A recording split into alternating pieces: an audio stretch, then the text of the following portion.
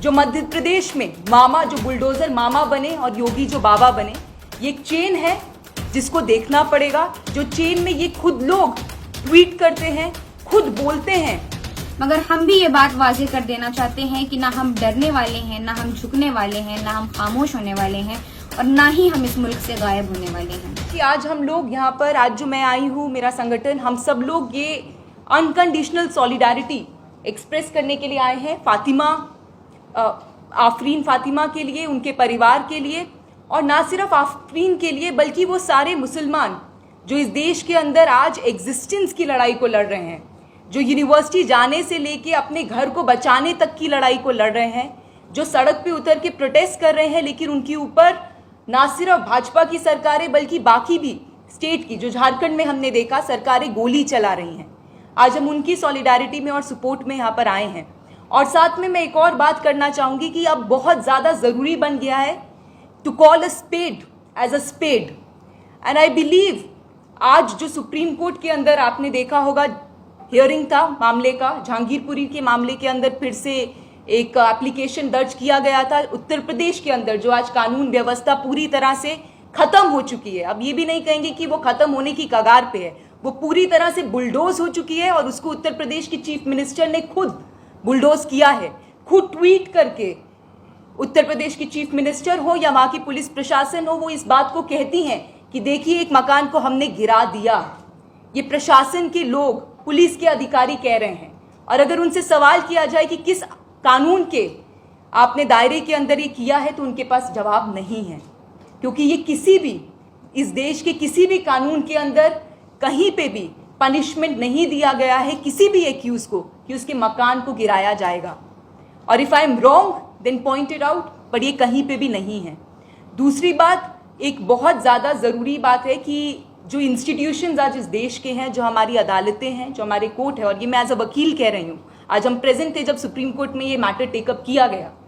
ये बहुत ज़रूरी है कि हमारे कोर्ट आज इसको सिर्फ एक आइसोलेटेड इंसिडेंट ऑफ इंक्रोचमेंट के ऊपर कार्रवाई की गई है ये ना देखें। ये कड़ी है और ये बहुत डेंजरस कड़ी है। It's a very dangerous trend और एक चेन है जो मध्य प्रदेश में मामा जो बुलडोजर मामा बने और योगी जो बाबा बने, ये एक चेन है जिसको देखना पड़ेगा। जो चेन में ये खुद लोग ट्वीट करते हैं, खुद बोलते हैं कि जहांगीरपुरी के अंदर अगर हम एग्जाम्पल देखें, क्योंकि हम उस मामले में ज़्यादा करीबी से देख रहे हैं, जहांगीरपुरी में 16 तारीख को सो कॉल्ड क्लैश होता है दो कम्युनिटीज़ के बीच में। इस बारे में बात नहीं किया जाता कि एक पूरा मॉब वहाँ पर आया था, उसके हाथ में क्या हथियार थे, इसके ऊपर तो चर्चा नहीं होती। लेकिन 17 तारीख को भाजपा के जो दिल्ली के प्रेसिडेंट है वो कहते हैं कि जहांगीरपुरी के एरिया के अंदर बांग्लादेशी और रोहिंग्या है, और यहाँ से नैरेटिव सेट होता है। 17 नहीं 19 तारीख को, 17 तारीख को मीडिया चैनल्स चलाना शुरू करते हैं और 19 तारीख को वो पत्र लिखते हैं नॉर्थ दिल्ली म्यूनिसिपल कॉरपोरेशन को कि यहाँ रोहिंग्याज हैं और जो एक्यूज है जहांगीरपुरी के आतंक के अंदर, वायलेंस के अंदर, उसकी उनके घरों को तोड़ा जाए। वो लेटर है, ये मैं खुद से नहीं कह रही।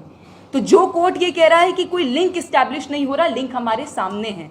You have your eyes and ears, you can see. And then on 20th April हम देखते हैं कि जहांगीरपुरी में डिमोलिशन होता है।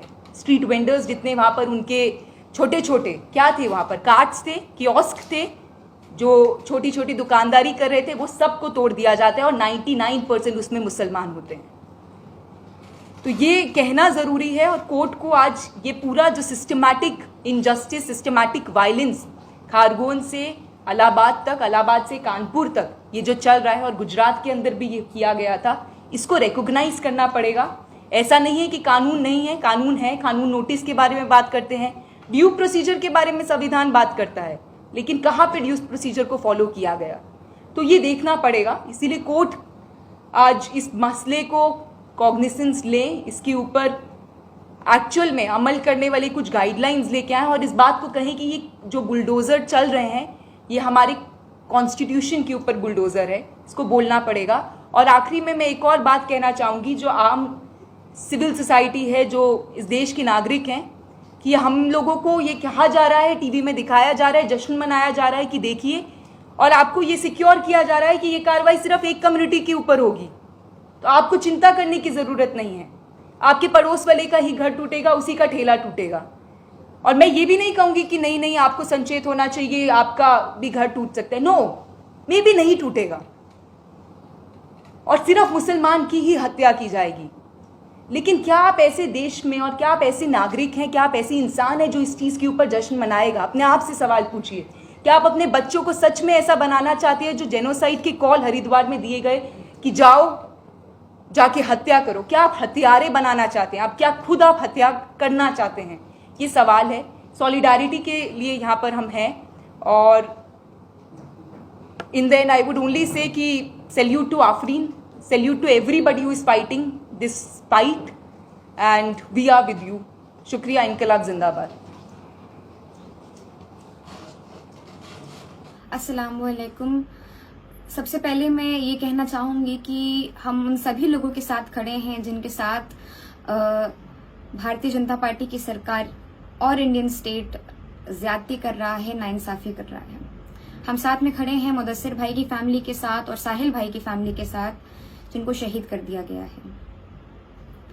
जिस तरह से मेरे घर को टूटते हुए सभी ने देखा, पूरे मुल्क ने देखा किस तरह से मेरे घर को तोड़ा गया, उस पर मैं सिर्फ ये कहना चाहती हूँ कि वो सिर्फ एक घर था। हम लोग फिर भी काफी प्रिविलेज्ड हैं।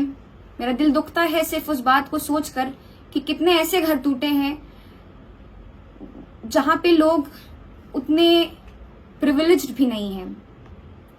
They have targeted the weakest of the weakest in all of this.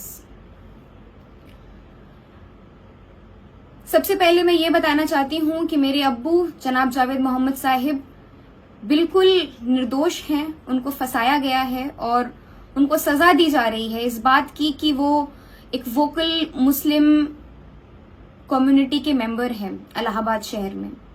उन्होंने मुस्लिम कम्युनिटी इश्यूज पे हमेशा से काम करते आया है और इस वजह की उनको सजा दी जा रही है।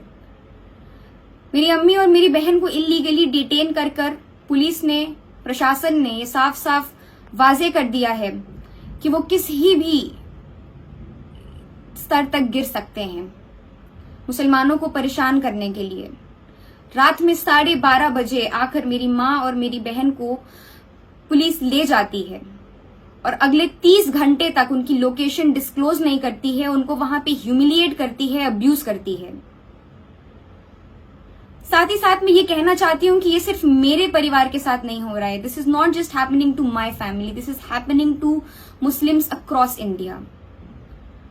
और ये बहुत ही अलार्मिंग ट्रेंड है, ये बहुत ही डिस्टर्बिंग ट्रेंड है। किस तरह से मुसलमानों को परेशान किया जा रहा है, उनके ऊपर जुल्म और ज्यादती और तशद्दुद किया जा रहा है। मगर हम भी ये बात वाजे कर देना चाहते हैं कि ना हम डरने वाले हैं, ना हम झुकने वाले हैं, ना हम खामोश होने वाले हैं और ना ही हम इस मुल्क से गायब होने वाले हैं। बहुत बहुत शुक्रिया। I just wanted to say that the RSS-led BJP government has declared like a war against Muslims in India. So when we look at the case of our dear braveheart, our leader Afreen Fatima, we can see why that happened to her. She is a leading Muslim vocal, the activist from India, and she is the international face of CAA, anti-CAA protest in India, which has been happened 2 years back. So the UP government has been targeting her and her family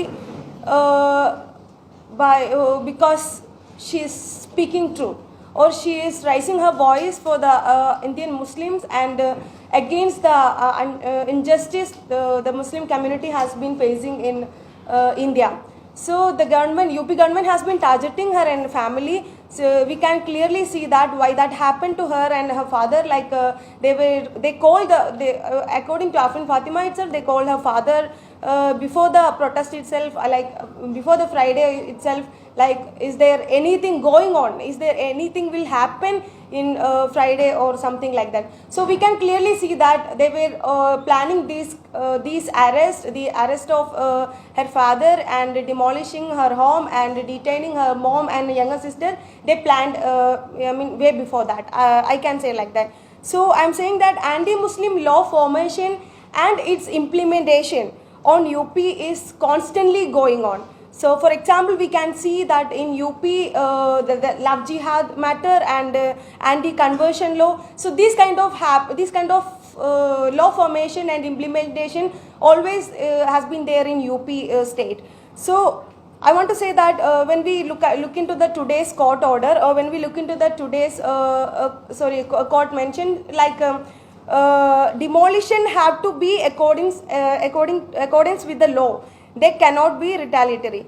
However, the court did not stop the demolition. So that is the matter. So I'm saying that the problem in the UP, as I said earlier, the law and order system always has been or are being fundamentally amended to hunt down the Muslims at this situation. So what we expecting from the court as a citizen of India, like the ban demolishing of Muslims' homes, and the stop the arresting innocent Muslims youth, and also the take the action or arrest the Nupur Sharma who have been spreading the hate against the Muslim community. So I'm just concluding my words that if the government comes up with the new violence every day, like we have been seeing today, so this is to prevent or the government has been doing this, bulldozing the Muslim homes to prevent the resistance against this violence of state.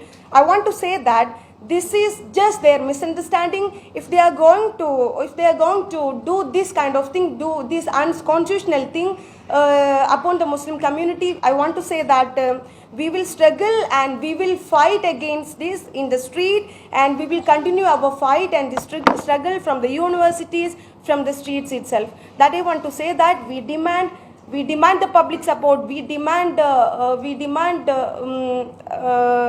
action against Nupur Sharma, the arrest of Nupur Sharma, and also we hope that the court will ban, or as a citizen of India, we hope that the court will ban the demolishing of Muslims' home and arrestings of innocent Muslim youth, and take the action against the UP police forces who has been in the charge of the killing of 2 Muslims boys in the UP and all over the India. Thank you. I'm just curious how the Badlav, the UP government has already told, has now become the Qanun, and the way the media has been celebrating it. The people who have come here, I know we are here to answer you, but let me raise a question. How were you giving the titles for the demolition of Afrin's house? You know yourself, right? So the role media has been put in to demolish Muslim houses. You know what titles you have given for the live videos that has been showing the demolition. So just look at yourself and see the part you have been playing in this actions against or the violence against the Muslims.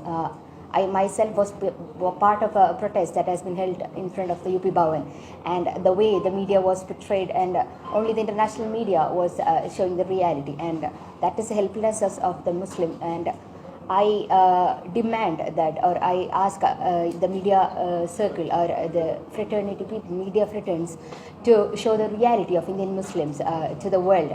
We are hopeful. We wish to continue our fight, and it's just that we need a reflection of what we are doing to show to the world, and that is in your hands. And I hope you do your part well. Thank you.